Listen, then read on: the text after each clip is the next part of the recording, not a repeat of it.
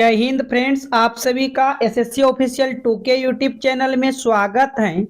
आज की क्लास में आरआरबी ग्रुप डी एनटीपीसी 2025 के मोस्ट एक्सपेक्टेड प्रश्न को करेंगे। तो सबसे पहले फ्रेंड्स, आप सभी अपने फोन को इस तरह से रोटेट कीजिएगा।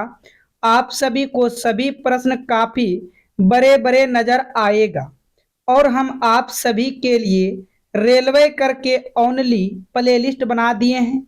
आप जाइएगा प्लेलिस्ट में, वहां से आपको सभी वीडियो जाकर देख लेना है।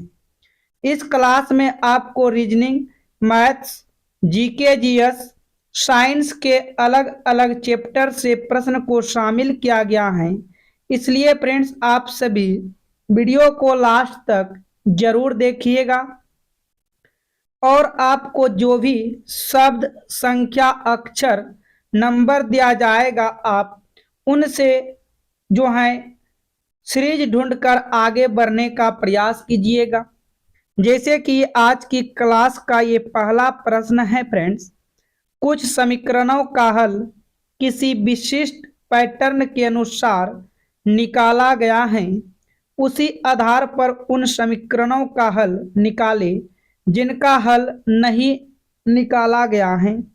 यहाँ से हम देखेंगे 7 star 4 star 3 is equal to 437 लिखा गया है। 8 star 6 star 4 is equal to 648 लिखा गया है। सेम उसी प्रकार 4 स्टार 3 स्टार 6 को आप क्या लिख सकते हो? यदि आप थोड़ा ध्यान से देखते हो, यहाँ से देखो ये 4 3 था और यहाँ पर 4 3 लिखा गया है और ये पीछे वाले नंबर, आगे वाले नंबर को यहाँ सबसे पीछे लिखा गया है। ठीक है, उसी प्रकार आप यहाँ पर देखेंगे ध्यान से, 6 4 को यहाँ पर आगे कर दिया 6 4 और 8 आपका जो था ये 8 को सबसे पीछे की तरफ लिख दिया गया है। सेम उसी प्रकार से आप पहले यहाँ पर 3 6 को उतार दो जो कि आपका 36 बन जाएगा। अब आप इन पीछे आगे वाला नंबर को यहाँ सबसे पीछे कर दो तो यहाँ से आपका 364 बन जाएगा, जो कि यहाँ पर आप देखेंगे विकल्प बी में दिया गया है। विकल्प बी क्या होगा फ्रेंड्स? आपका यहाँ से बिल्कुल सही जवाब होगा। तो उम्मीद करते हैं फ्रेंड्स आप यहाँ तक प्रश्न को समझ चुके हो। बढ़ते हैं नेक्स्ट प्रश्न की ओर। प्रश्न संख्या 2 को देखिएगा। कहता है ए बी से लंबा है, बी सी से लंबा है, डी बी और सी से लंबा है, इनमें से सबसे नाटा कौन है? जब लंबा वाले प्रश्न आते हैं तो सबसे जो लंबा होगा ऊपर रखेंगे, उसके बाद नीचे, उसके बाद नीचे। इस तरह से हम सभी प्रश्न को हल करते हैं। तो यहाँ बोला ए बी से लंबा है, तो ठीक है फ्रेंड्स, ए जो है वो बी से लंबा है, तो ए बी से लंबा है। आगे कहता है बी सी से लंबा है, बी जो है वह सी से लंबा है, तो सी से लंबा बी है, तो सी नीचे आ जाएगा। आगे लाइन को पढ़िएगा, बोल रहा है डी बी और सी से लंबा है। डी जो है फ्रेंड्स बी और सी से लंबा है, इसका मतलब बी और सी से लंबा है, तो ये यहाँ आ जाएगा, ये यहाँ आ जाएगा। लेकिन ए के बारे में नहीं बताया गया कि डी जो है ए से लंबा है कि नहीं है। लेकिन बी और सी से लंबा है, तो हो सकता है ए यहाँ पर भी डी यहाँ पर भी आ सकता था, या तो डी यहाँ पर भी आ सकता था। इसका कंफर्म स्थिति नहीं है।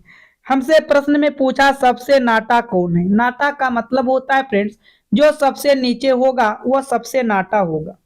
तो यहां से हम देख पा रहे हैं कि सबसे नीचे सी है, तो आपका नाटा सबसे सी होगा और यह विकल्प सी में ही दिया गया है। विकल्प सी में दिया गया है, तो आपका विकल्प सी यहां से राइट आंसर होगा। नेक्स्ट प्रश्न की ओर बढ़िएगा। प्रश्न संख्या 3 को यहां से देखेंगे। दिए गए विकल्पों में से लुप्त संख्या को चुनिए। ध्यान से आप देखिएगा तो आपको लुप्त संख्या यहां पर दिखाई देगा। उसके बाद बड़ा नंबर यहां से देखो 28, बड़ा नंबर यहां से 84, बड़ा नंबर यहां से 45। तो आप 7 और 4 कुछ करके 28 भी पुरा सकते हो, 12 35 को कुछ करके 84 पुरा सकते हो। उसी प्रकार 9 और क्वेश्चन मार्क के कुछ भी करके 45 पुरा सकते हो। दूसरा लॉजिक क्या था? 7 और 8 को क्या करें 20 हो जाए, 84 और 12 को क्या करें 35 हो जाए, 45 और 9 को क्या करें क्वेश्चन मार्क के स्थान पर वो संख्या प्राप्त हो जाए।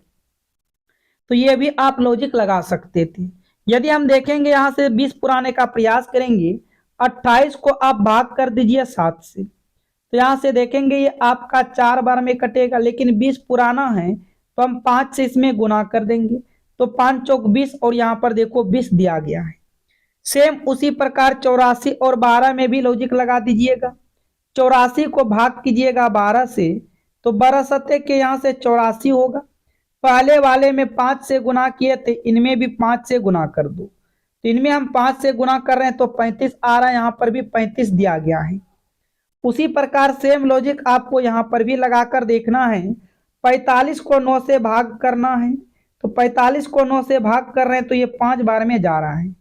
पहले वाले में 5 से गुना, दूसरे वाले में 5 से गुना, तो तीसरे वाले में भी आप 5 से गुना कर दो, तो यहाँ से 5 के 25 हो जाएगा।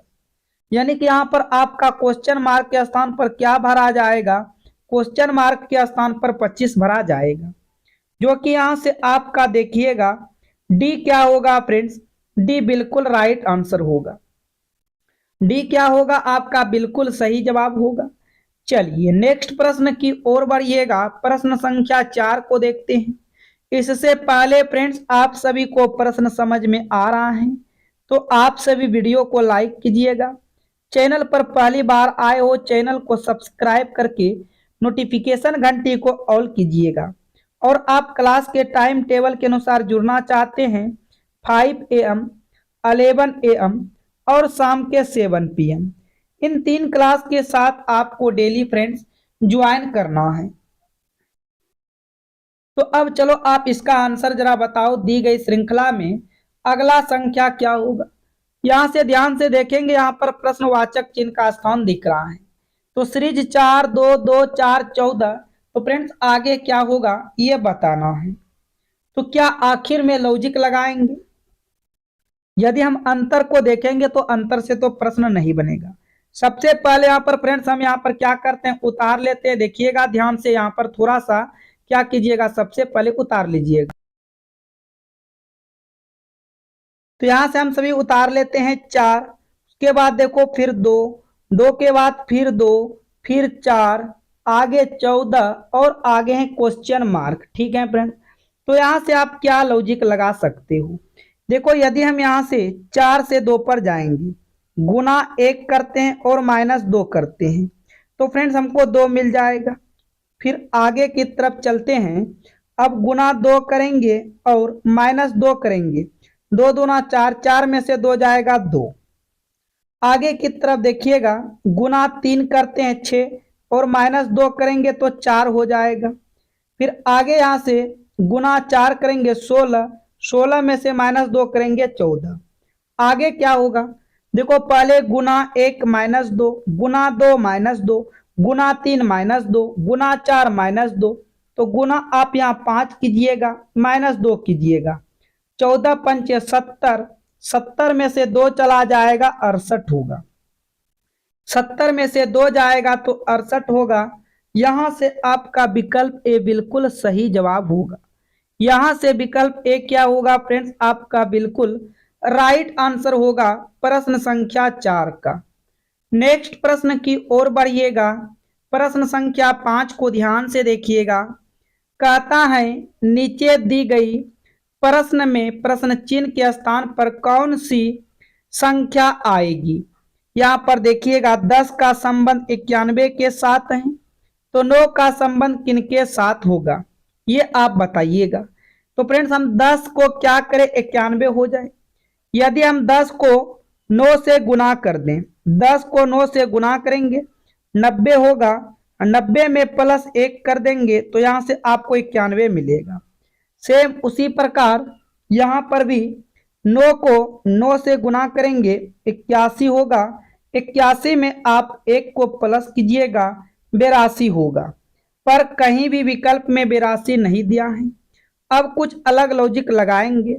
यहाँ से हम 10 का स्क्वायर करते हैं, 10 का स्क्वायर 100, 100 में से यदि 9 को माइनस कर देते हैं तो यहाँ पर देखेंगे फ्रेंड्स 91 होगा क्या, 10 में से 9 जाएगा 1 9 91।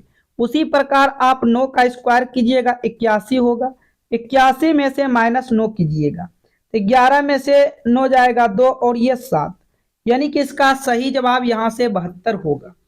इसका राइट आंसर 72, विकल्प भी यहाँ से बिल्कुल करेक्ट आंसर हो जाएगा। नेक्स्ट प्रश्न की ओर बढ़िएगा। प्रश्न संख्या 6 को देखते हैं। दिए गए पैटर्न को ध्यान पूर्वक अध्ययन करें और प्रश्न चिन्ह को ज्ञात करें। देखो इस टाइप के प्रश्न हैं तो आप किस तरह से हल करोगे। आपके पास यहाँ पर प्रश्नवाचक चिन्ह है, तो हम क्या करते हैं, इस तरह से सभी को जोड़ते हैं, देखते हैं कितना आ रहा है। 5 4 9 9 3 12, इधर से ऐड करने के बाद 12 आया। इधर से ऐड करते हैं 5 3 8 8 5 13 1 14 1 15, यहाँ तो 15 आ गया। ठीक है, आगे ऐड कीजिएगा। 2 1 3 6 3 9 9 8 17 17 1 18 18 3 21 21 3 24, यहाँ से देखिएगा 7 2 9 9 8 17 3 20 4 24। ठीक है, क्या फ्रेंड्स आपको यहाँ से कोई सीक्वेंस समझ में आ रहा है? 12 15 24 24 कुछ अटपटा सा ही लग रहा है, ये लॉजिक नहीं लग रहा है। तो हमको यहाँ पर देखो प्रश्नवाचक चिन्ह है, यहाँ पर हम 8 पुराने का प्रयास करेंगे, यहाँ से भी 8, यहाँ से 5 और यहाँ से 4, बीच वाले नंबर इन दोनों को कुछ भी करके 4 पुराने का प्रयास करते हैं। यदि हम इन दोनों को यहाँ से जोड़ देंगे तो 5 और 3 8 होगा, 8 को भागा 2 से करेंगे तो आराम से यहाँ पर 4 आएगा और यहाँ पर 4 लिखा गया है। सेम उसी प्रकार बीच वाले नंबर पुराना है, आप इन लाइन को यहाँ से खींच दीजिएगा। आपको बीच वाले नंबर पुराना है, तो बीच वाले नंबर पुराना है तो हम लास्ट दोनों को यहाँ से जोड़ेंगे। 5 3 8 8 1 9 9 1 10 हुआ, यहाँ से कितना आ रहा है? 10 आ रहा है, और आप 10 को 2 से भाग कीजिएगा तो यहाँ से 5 आएगा और यहाँ पर 5 दिया गया है। सेम उसी प्रकार से 2 1 3 6 3 9 9 1 10 10 3 13 3 16, और आप 16 को भी क्या कीजिएगा? 2 से भाग दीजिएगा तो 8 आएगा और यहाँ पर 8 दिया गया है। सेम 7 2 9 9 3 12 4 16, यहाँ पर भी 16 आया और 16 को आप 2 से भाग कीजिएगा तो यहाँ से आपको 8 मिल जाएगा। देखो सेम यहाँ पर 8 दिया भी गया है, तो यहाँ से भी लॉजिक लगाएंगे। 9 और 3 12, सभी को आप भाग 2 से कर रहे हो, इसको भी भाग जरा 2 से कीजिएगा तो ये आएगा 6, यानी कि इन प्रश्नवाचक चिन्ह के स्थान पर आपका 6 आएगा।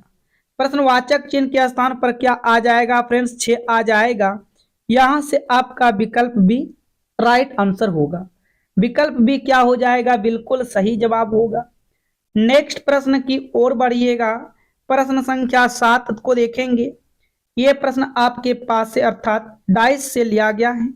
निम्नलिखित पासों में अक्षर P के विपरीत फलक पर कौन सा अक्षर होगा? यहां से हमको P के विपरीत फलक पर बताना है।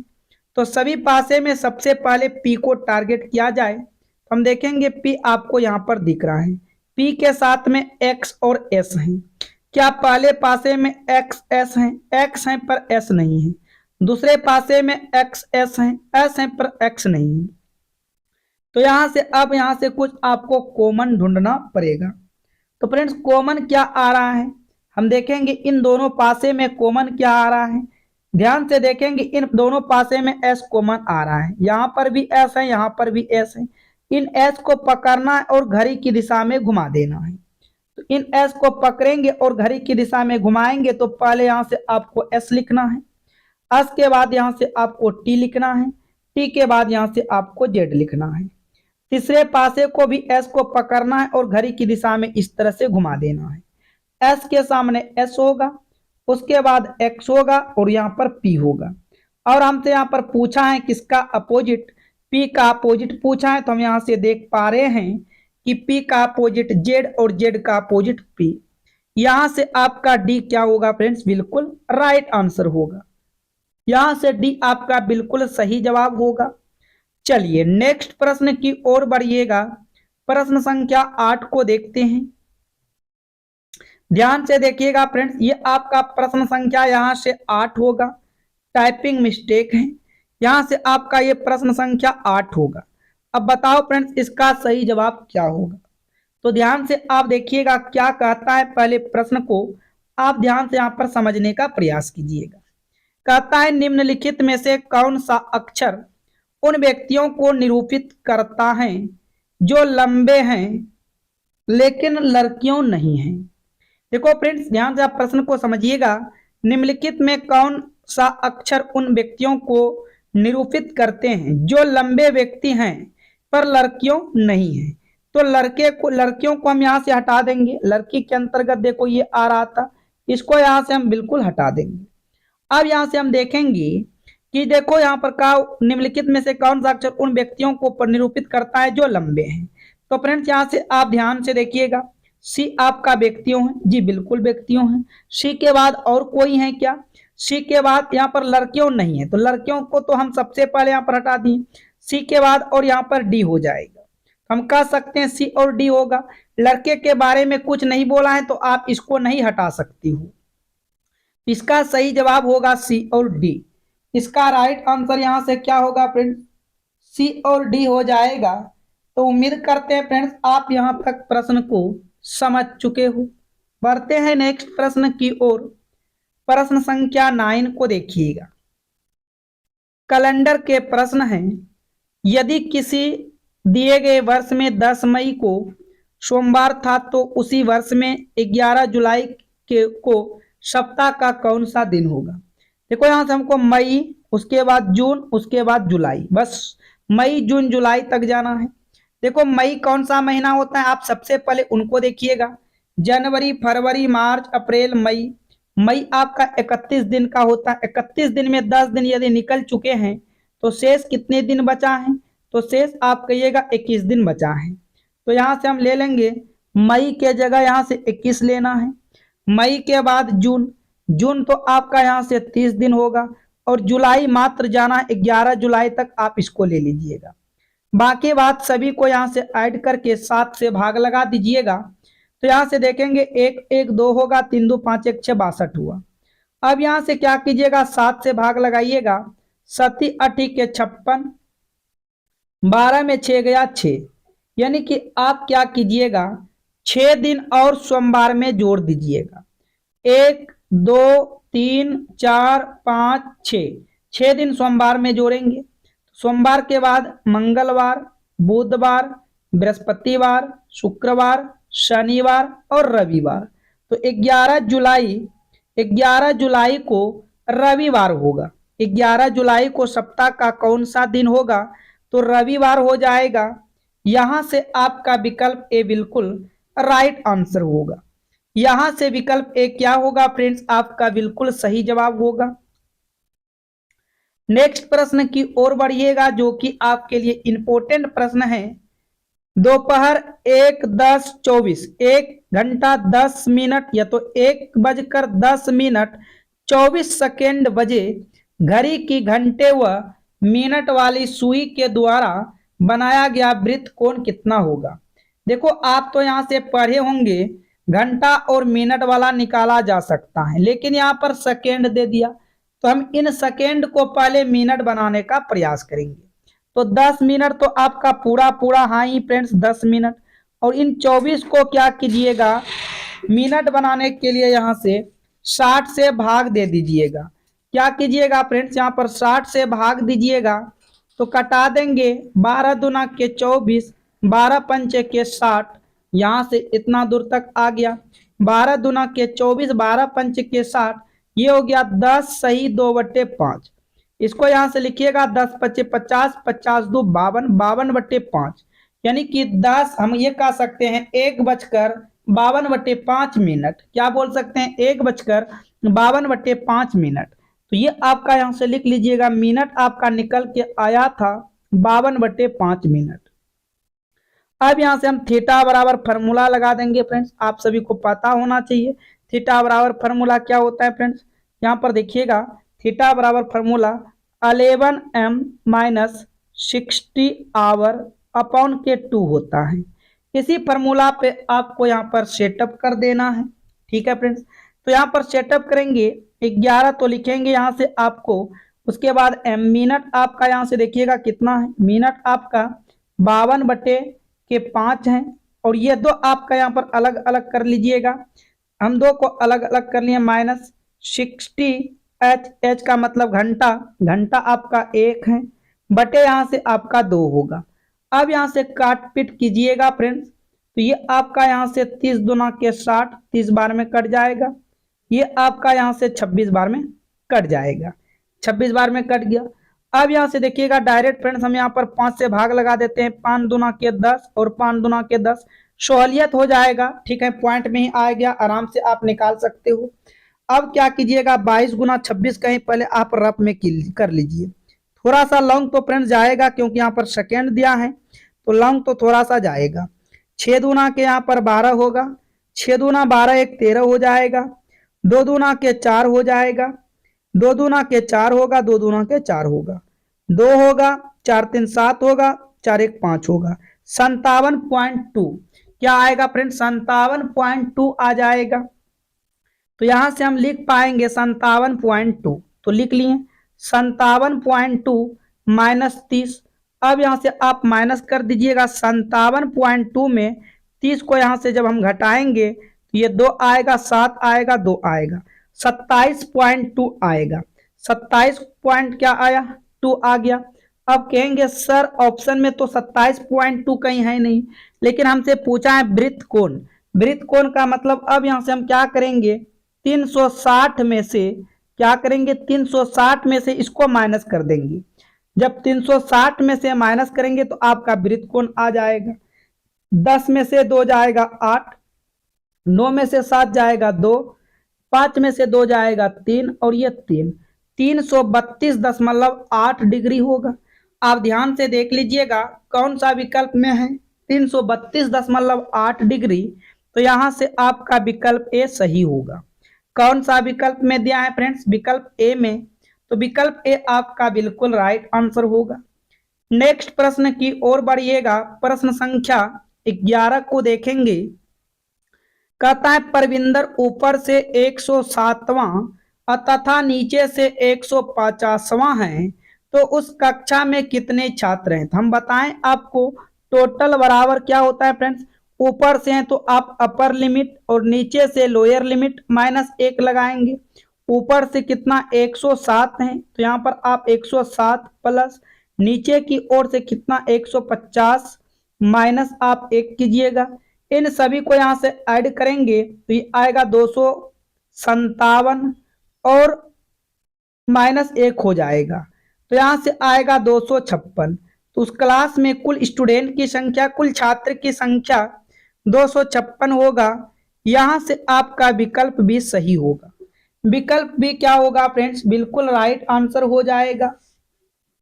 नेक्स्ट प्रश्न की ओर बढ़िएगा, प्रश्न संख्या 12 को देखते हैं ध्यान से। तो ये आपका प्रश्न संख्या 12 है और ब्लड और रिलेशन के प्रश्न है।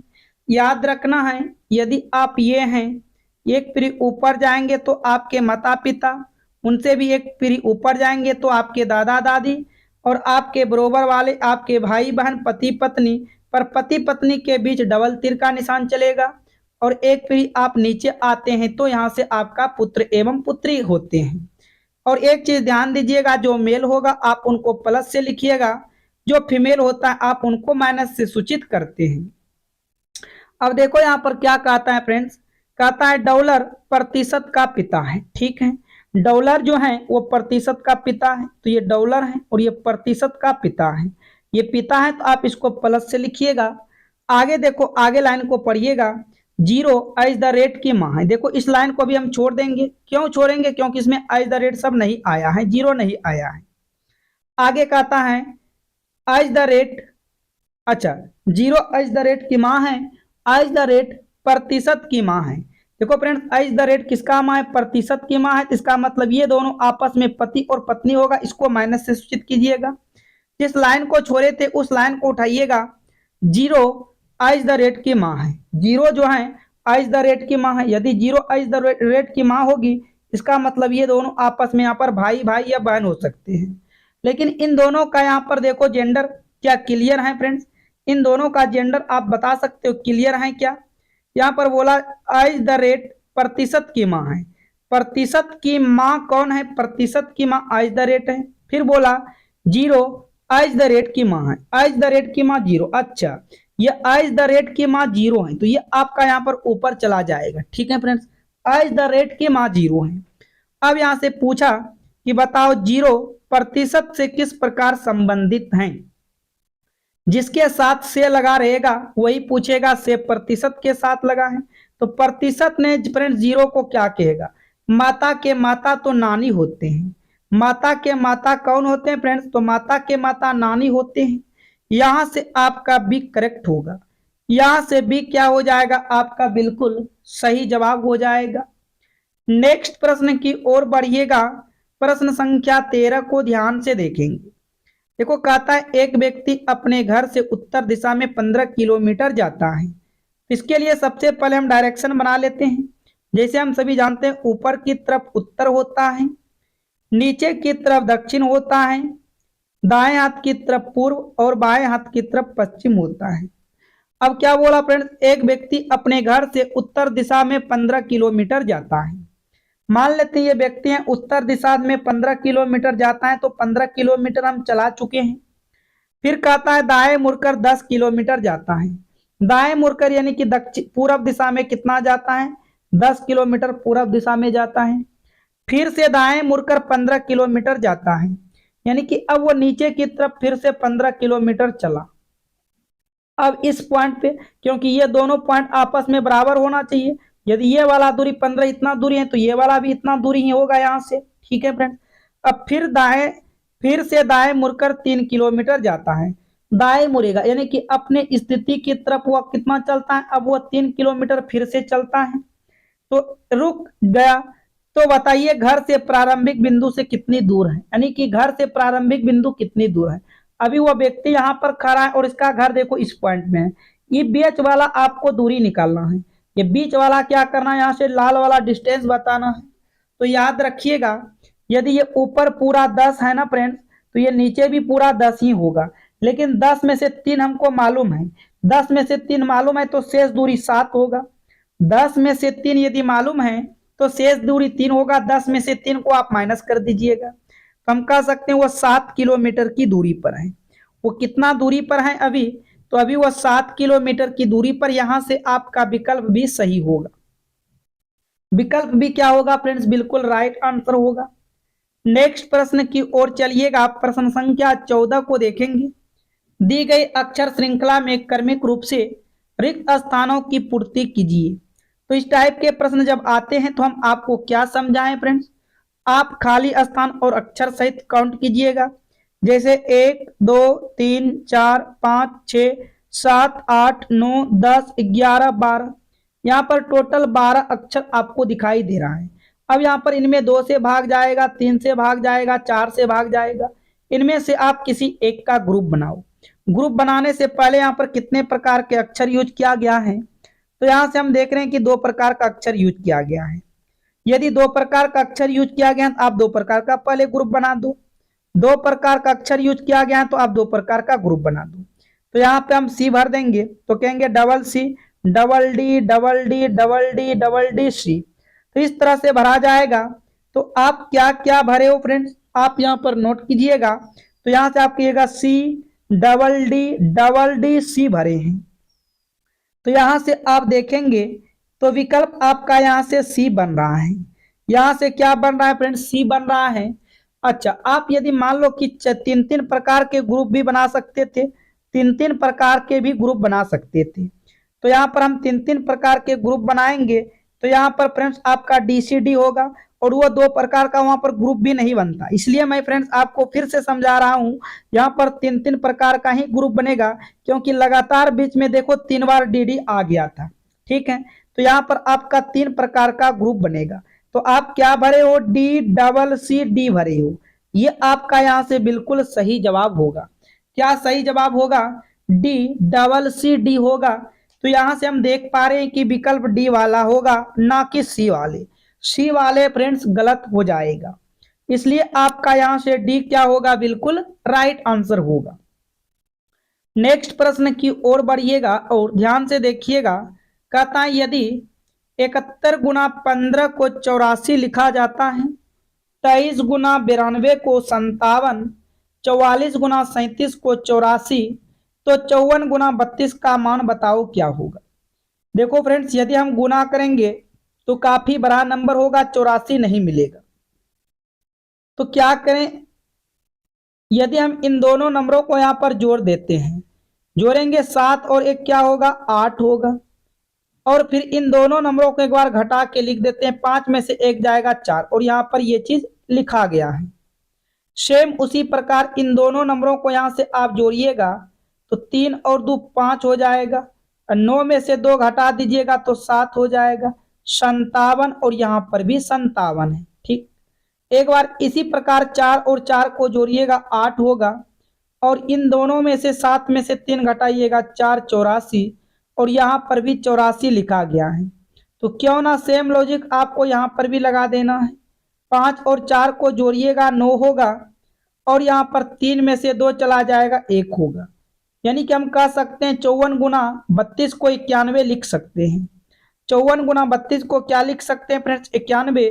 यहाँ से आपका विकल्प सी बिल्कुल सही जवाब होगा। यहाँ से सी क्या होगा आपका राइट आंसर होगा। नेक्स्ट प्रश्न की ओर बढ़िएगा फ्रेंड्स, जो कि आपके जीके और जीएस का प्रश्न होगा। अभी तक आपने वीडियो को लाइक नहीं किए हैं तो वीडियो को लाइक करके एंड चैनल पर पहली बार आए हो चैनल को सब्सक्राइब करके नोटिफिकेशन घंटी में ऑल कीजिएगा। जितने भी आपके पास स्टडी ग्रुप हैं उन सभी ग्रुप में फ्रेंड्स वीडियो को शेयर जरूर कीजिएगा। तो चलिए क्लास को शुरू करते हैं। कहता है विश्व की सबसे विस्तृत लिखित संविधान किस देश का है। तो आपके पास 4 विकल्प रहेगा, आप उन विकल्प पर विचार कीजिएगा। हम डायरेक्ट यहां से आंसर करेंगे। तो इसका सही जवाब होगा भारत। विकल्प डी यहां से बिल्कुल सही जवाब होगा। अगले प्रश्न की ओर चलिएगा। भारत में यारलुंग संगापो नदी को किस नाम से जाना जाता है। तो ब्रह्मपुत्र नदी के नाम से भी जाना जाता है। यहां से भी आपका बिल्कुल सही जवाब होगा। नेक्स्ट प्रश्न की ओर चलिएगा। 1761 में अहमद शाह अब्दाली और मराठों के बीच कौन सा युद्ध हुआ था। तो इसका सही जवाब होगा पानीपत का तृतीय युद्ध। यहां से आपका डी क्या होगा बिल्कुल सही जवाब होगा पानीपत का तृतीय युद्ध।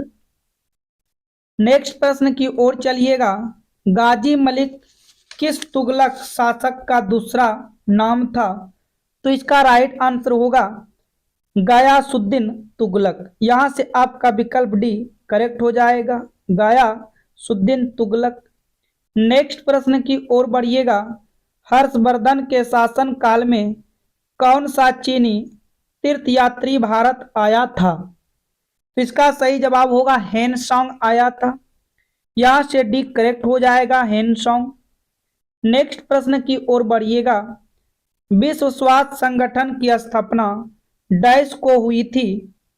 तो 7 अप्रैल 1948 को हुआ था। 7 अप्रैल 1948। यहां से विकल्प सी बिल्कुल राइट आंसर होगा। आगे कहता है भारत सरकार और डैश के बीच सिंधु जल संधि 1960 पर हस्ताक्षर किए गए थे। तो भारत सरकार और पाकिस्तान के बीच। यहां से आपका सी बिल्कुल राइट आंसर होगा। नेक्स्ट प्रश्न की ओर चलिएगा। माउंट एवरेस्ट पर चढ़ने वाली पहली विकलांग भारतीय महिला कौन है। तो अरुणिमा सिन्हा। यहां से आपका भी राइट आंसर होगा। नेक्स्ट प्रश्न की ओर चलिएगा। बीमर शब्द किस खेल से संबंधित हैं। तो बीमर खेल क्रिकेट खेल से संबंधित हैं। यहां से आपका विकल्प ए बिल्कुल सही जवाब होगा। नेक्स्ट प्रश्न की ओर चलिएगा फ्रेंड्स। प्रसिद्ध पुस्तक 2 लाइव्स के लेखक कौन है। तो इसका राइट आंसर होगा विक्रम सेठ। यहां से विकल्प डी करेक्ट हो जाएगा विक्रम सेठ। नेक्स्ट प्रश्न की ओर बढ़िएगा। निम्नलिखित में से कौन सा त्योहार केरल से संबंधित है। तो ओणम जो है फ्रेंड्स ये त्योहार केरल से संबंधित हैं। यहां से आपका भी राइट आंसर होगा। अगले प्रश्न को देखिएगा। आहार नाल में यकृत से पित्त प्राप्त करने वाले भाग डैश हैं। तो छोटी आंत इसका बिल्कुल सही जवाब होगा, वो छोटी आंत होती है। यहां से डी का चयन कीजिएगा। दस्त के लिए उत्तरदायी ईस्वी कोलाई जीवाणु होते हैं। दस्त के लिए उत्तरदायी दस्त के लिए उत्तरदायी ई कोलाई जीवाणु होते हैं, तो ग्राम ऋणात्मक होते हैं। क्या होते हैं? ग्राम ऋणात्मक। यहां से विकल्प डी सही होगा। नेक्स्ट प्रश्न को देखिएगा, निम्नलिखित में कौन सा एक विषम पोषी जीव है? फ्रेंड्स इसका आंसर दीजिएगा। इसका सही जवाब होगा बाघ। बाघ जो है एक विषम पोषी जीव है। यहां से आपका विकल्प बी करेक्ट होगा। नेक्स्ट प्रश्न की ओर चलिएगा, संयोजी उत्तक का उदाहरण है। तो संयोजी उत्तक का उदाहरण केवल उपापस्थिति, केवल अस्थि, केवल रक्त, ऑल ऑफ दीज, ऊपर्युक्त सभी इसका राइट आंसर होगा। ये सभी है फ्रेंड्स, यहां से डी का चयन कीजिएगा। नेक्स्ट प्रश्न को देखिएगा फ्रेंड्स, पेशी कोशिका में अवयवी शोषण के परिणाम स्वरूप डैश का संचय होता है। तो लैक्टिक अम्ल का संचय होता है।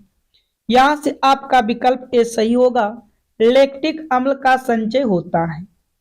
नेक्स्ट प्रश्न की ओर बढ़िएगा, बादल किस कोलाइड के उदाहरण हैं? तो बादल फ्रेंड्स एरोसॉल कोलाइड के उदाहरण हैं। यहां से आपका भी सही जवाब होगा, एरोसॉल कोलाइड के उदाहरण हैं। आगे कहता है, कार के ड्राइवर की सुरक्षा के लिए बनाए गए एयर बैग में क्या होता है? तो इसका सही जवाब होगा सोडियम एजाइट होता है। यहां से आपका सी राइट आंसर होगा, सोडियम एजाइट। नेक्स्ट प्रश्न की ओर बढ़िएगा, पानी में हाइड्रोजन और ऑक्सीजन के द्रव्यमान का अनुपात क्या है?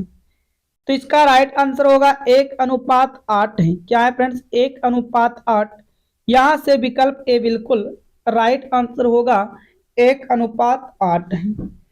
नेक्स्ट प्रश्न की ओर चलिएगा, कहता है निम्नलिखित में से किसका सामान्य तापमान पर सबसे अधिक घनत्व है? तो इसका सही जवाब बताइएगा। इसका सही जवाब होगा पानी में। यहां से आपका बी क्या होगा फ्रेंड्स? बिल्कुल राइट आंसर होगा। नेक्स्ट प्रश्न की ओर बढ़िएगा, बांधवगढ़ नेशनल पार्क किस राज्य में स्थित है? तो मध्य प्रदेश राज्य में स्थित है। यहां से विकल्प भी राइट आंसर होगा, मध्य प्रदेश। नेक्स्ट प्रश्न की ओर चलिएगा, निम्नलिखित में से किस झील को श्रीनगर गहना भी कहा जाता है? तो डल को फ्रेंड्स कहा जाता है। यहां से आपका सी सही जवाब होगा, डल। नेक्स्ट प्रश्न की ओर चलिएगा, निम्नलिखित गुप्त राजाओं में से किसने नालंदा विश्वविद्यालय की स्थापना की है? तो इसका राइट आंसर होगा, कुमारगुप्त प्रथम ने किया है। कुमारगुप्त प्रथम। यहां से आपका विकल्प सी सही जवाब होगा। नेक्स्ट प्रश्न की ओर बढ़िएगा, निम्नलिखित में से कौन सा आइस्टीनियम का रासायनिक प्रतीक है? देखो फ्रेंड्स इंपॉर्टेंट प्रश्न है, आप सभी यहां से जवाब दीजिएगा। इनमें से बताना है कि आइस्टीनियम का रासायनिक सूत्र है। तो इसका सही जवाब होगा ईएस। ईएस जो है आइस्टीनियम का रासायनिक प्रतीक है। नेक्स्ट प्रश्न की ओर चलिएगा, महासागर में जल की गहराई को मापने के लिए एक डैश का उपयोग किया जाता है? तो पैदोमीटर का उपयोग किया जाता है। यहां से आपका विकल्प ए सही होगा, पैदोमीटर। चलिए बढ़ते हैं नेक्स्ट प्रश्न की ओर, कूलम प्रति सेकेंड मात्रक का दूसरा नाम क्या है? तो कूलम प्रति सेकेंड का मात्रक दूसरा नाम एम्पियर होता है। क्या होता है? एम्पियर। यहां से आपका विकल्प डी सही होगा, एम्पियर। नेक्स्ट प्रश्न की ओर बढ़िएगा फ्रेंड, रेडियोधर्मिता की खोज किसने की है? तो रेडियोधर्मिता की खोज हेनरी बेक्यूरल ने किया है। यहां से आपका ए राइट आंसर होगा, हेनरी बेक्यूरल ने किया है। नेक्स्ट प्रश्न की ओर बढ़िएगा, दिल्ली में जामा मस्जिद का निर्माण डैश द्वारा किया गया था? तो दिल्ली में जामा मस्जिद का निर्माण शाहजहां द्वारा करवाया गया था। यहां से आपका विकल्प ए राइट आंसर हो जाएगा, शाहजहां द्वारा किया गया था। अगले प्रश्न को बढ़िएगा, निम्नलिखित में कौन सी नदी सिंधु नदी प्रणाली की सहायक नदी है? इसका सही जवाब होगा सतलुज। यहां से विकल्प ए राइट आंसर हो जाएगा, सतलुज। नेक्स्ट प्रश्न की ओर बढ़िएगा फ्रेंड्स। कहता है जब चार कूट त्योहार मुख्य रूप से डैश में मनाया जाता है, तो ये मिजोरम में मनाया जाता है। कहाँ मनाया जाता है? मिजोरम में। यहां से आपका विकल्प भी राइट आंसर होगा। चलिए फ्रेंड्स, मैथ्स के काफी इंपॉर्टेंट प्रश्न होने वाला है, आप उन प्रश्न को करके जाइएगा। और ये प्रश्न आपका मैथ्स का पहला प्रश्न है। सबसे पहले मैथ्स के प्रश्न को ध्यान से आप समझिएगा। कहता है यदि P अनुपात 18 समानुपात P अनुपात 3 हो तो P का मान क्या होगा? जैसे हम आपको बताए हैं कई बार, क्या फ्रेंड्स, इसका मतलब बट्टे होता है। दो बिंदु का मतलब बट्टे, तो हम P बट्टे के यहाँ पर 18 लिखेंगे। चार बिंदु का मतलब बराबर होता है, यहाँ पर बराबर देंगे, 5 को लिखेंगे और इसका मतलब बट्टे होता है, आप यहाँ से बट्टे दीजिएगा। नीचे में यदि कट रहा है तो आप यहाँ से कटाइएगा, 3 छक 18, क्रॉस में गुना कीजिएगा, P एकम P, और 6 गुना 5 कीजिएगा तो 30 होगा। और यहाँ से हम देख पा रहे हैं कि P का मान क्या आ रहा है फ्रेंड्स, तो P का मान आप कहिएगा 30 आ रहा है, तो आपका यहाँ से विकल्प भी करेक्ट होगा। बी क्या हो जाएगा फ्रेंड्स? आपका बिल्कुल राइट आंसर हो जाएगा। नेक्स्ट प्रश्न की ओर बढ़िएगा। प्रश्न संख्या 2 को देखेंगे। एक मिश्रण में लवण एवं अम्ल का अनुपात 5:7 है। यदि मिश्रण का भार 360 ग्राम है तो इसमें मौजूद अम्ल का भार कितना होगा? तो यहां से सबसे पहले हम रेशियो 1 का वैल्यू निकालेंगे। बस यहां पर लवण और अम्ल है, अल से लवण लेते हैं, ए से अम्ल लेते हैं। इन दोनों का रेशियो 5:7 है, लेकिन रियल में इन मिश्रण जो है 360 है और इसको हम मिलाते हैं तो 7 5 12 होते हैं। हम ये कह सकते हैं अनुपात 12 जो है वो किसके बराबर होगा? अनुपात 12 360 के बराबर होगा। तो आप यहां से आराम से बता सकते हो अनुपात 1 किसके बराबर होगा। तो आप यहां से काटिएगा तो कहिएगा 12 या के 36, अनुपात 1 का मान 30 होगा। जब अनुपात 1 का मान 30 आया तो अनुपात 5 का मान यहाँ से 150 आएगा, अनुपात 7 का मान 210 आ जाएगा। यहाँ से पूछा है अम्ल का भार कितना है, तो अम्ल आपका ए वाले हैं, ए के सामने यहाँ से हम देख पा रहे हैं कि 210 है, तो अम्ल का भार क्या होगा? अम्ल का भार 210 होगा। यहाँ से आपका डी बिल्कुल सही जवाब होगा। डी क्या होगा फ्रेंड्स? राइट आंसर होगा प्रश्न संख्या 2 का। चलिए नेक्स्ट प्रश्न की ओर। प्रश्न संख्या 3 को देखिएगा ध्यान से। ये प्रश्न संख्या आपका 3 है। टाइम एंड वर्क से प्रश्न को शामिल किया गया है। जैसे हम आपको बताएं अलग अलग चैप्टर से प्रश्न को लिया गया है। कहता है यदि 36 पुरुष किसी कार्य को 25 दिनों में कर सकते हैं तो 15 पुरुष उसी कार्य को कितने दिनों में करेगा? M1 Guna D1 equal to M2 Guna D2 पर सेटअप कर देना है फ्रेंड्स। M1 गुना D1 बराबर क्या हो जाएगा? M2 गुना D2। तो M1 पहले तो 36 पुरुष कार्य कर रहा था और कितने दिन तक कार्य कर रहा था? 25 दिन तक कार्य कर रहा था, तो दिन की संख्या 25 होगा। M2 फिर बाद में 15 पुरुष कार्य करने लगा, तो पूछ रहा है कि बताओ D2 कितना आएगा? दिन की संख्या आपसे पूछ रहा है। तो यहां से आपको कटिंग करना है फ्रेंड्स, तो डायरेक्ट कटिंग करेंगे। 5 तिया के 15 और ये 25 के 25 होगा, ये 3 से 12 तिया के 36 होगा। 12 को 5 के साथ यहाँ पर गुना करते तो 12 तिया 12 पंचे के 60 होगा, इधर बचेगा D2। यानी कि D2 का मतलब होगा 15 आदमी 60 दिन में काम को समाप्त करेगा। 15 आदमी कितने दिन में काम को समाप्त करेगा फ्रेंड्स? तो 60 दिन में। यहां से आपका विकल्प ए बिल्कुल सही जवाब होगा। विकल्प ए क्या होगा? आपका यहां से राइट आंसर होगा। नेक्स्ट प्रश्न की ओर बढ़िएगा। प्रश्न संख्या 4 को देखिएगा, जो कि काफी इंपोर्टेंट है। देखने में आपको काफी बड़ा प्रश्न लग रहा है लेकिन इंपोर्टेंट है। आप पहले प्रश्न को पढ़िएगा। निम्नलिखित में कौन सबसे बड़ा है? आपको यहाँ पर बड़ा बताना है, कौन सा भी नहीं। तो देखो 4 ऑप्शन में से फ्रेंड्स कोई ना तो कोई सबसे बड़ा होगा।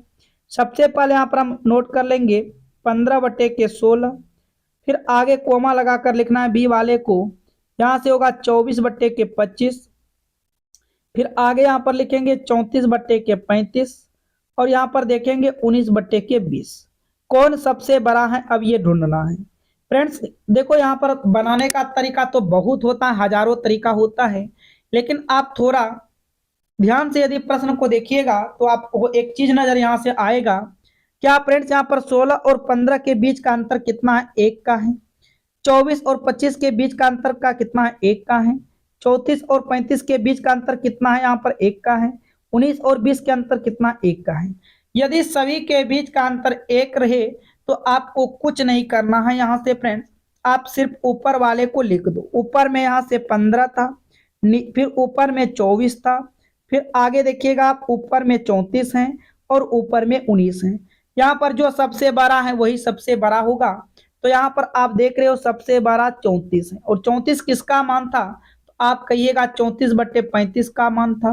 तो यही आपका सबसे बड़ा होगा, यही आपका सबसे क्या होगा फ्रेंड्स? बड़ा होगा। तो यहाँ से आपका विकल्प सी बिल्कुल राइट आंसर होगा। यहाँ से सी क्या हो जाएगा फ्रेंड्स? बिल्कुल सही जवाब होगा। प्रश्न संख्या 4। चलिए नेक्स्ट प्रश्न की ओर चलिएगा। प्रश्न संख्या 5 को ध्यान से समझिएगा।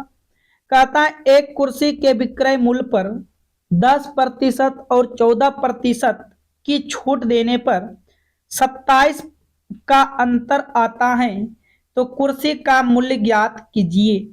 जब यहाँ पर अंतर के बारे में बात करते हैं तो आप यहाँ पर भी अंतर कर लेंगे। 10 और 14 के बीच का अंतर 4 होगा।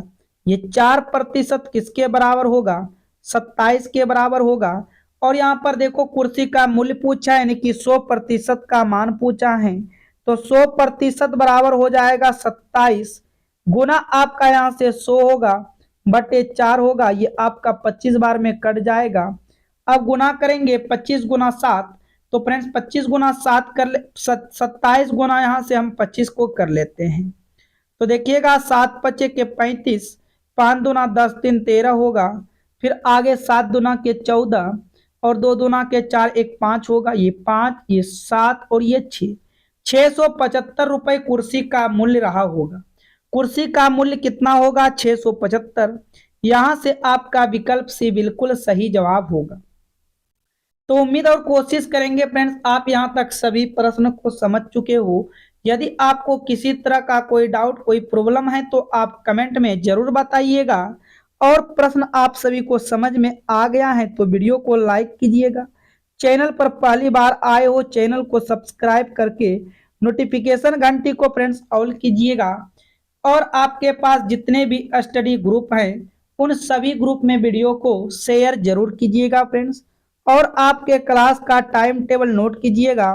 5 AM, 11 AM और शाम के 7 PM इन 3 क्लास के साथ आप सभी को डेली ज्वाइन करना है फ्रेंड्स। तो चलिए आज की क्लास को मैं यहीं पर समाप्त करता हूँ। Thank you, all the best.